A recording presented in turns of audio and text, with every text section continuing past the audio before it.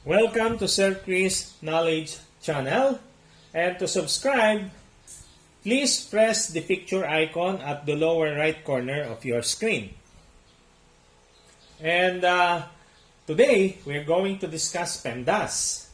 In our previous discussion, ang i-discuss natin ay yung lamang na MDAS or MDAS. But this time, meron tayong naidagdag na P and E doon sa una.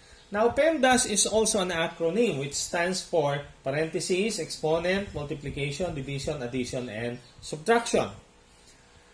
The PEMDAS is basically the same as MDAS, except that before you perform the MDAS, all terms involving parenthesis and exponent should be simplified first. For example, 6 minus open parenthesis 2 plus 3 close parenthesis times 4 divided by 2. So kung mapapansin natin, naka-highlight yung 2 plus 3 na nasa loob ng parenthesis. Because yon ang unang-unang kailangan nating i-simplify before going to other operation. So, that is 2 plus 3, that becomes 5. And then, again, after nung parenthesis, ang susunod natin ay multiplication kasi wala namang exponent dito sa problem na ito. So, this is 5 times 4 divided by 2. So, 6 minus 5 times 4 is equal to 20 divided by 2. And then, 6 minus 20 divided by 2 is equal to 10. Okay?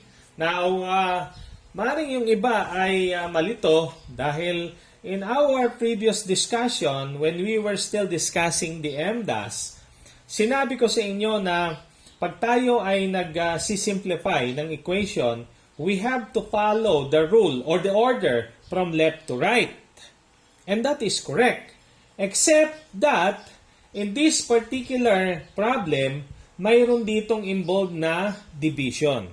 Or, kung meron ditong involved na multiplication, kahit siya ay wala sa una or the first order of operation, kailangan nating i-simplify muna siya because we have to follow the principle or the order of operation which is MDAS.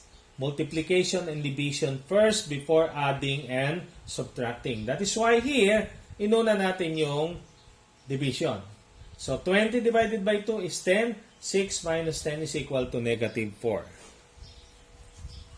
Another example, 6 minus open parenthesis 5 minus 2 squared, close parenthesis plus 9 divided by 3 times 2.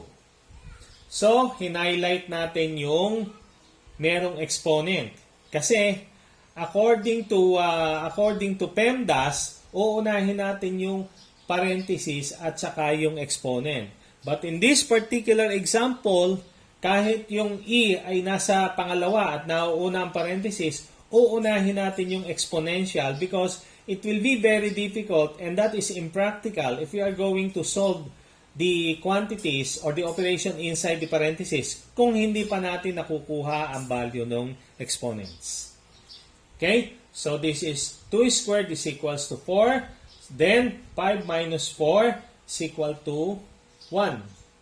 And then 6 minus 1 plus 9 divided by 3 times 2. So, this becomes 6 minus 1 plus 9 divided by 3 is 3.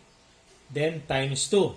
So, again, since meron tayo ditong subtraction, addition, and multiplication, uunahin muna natin yung multiplication.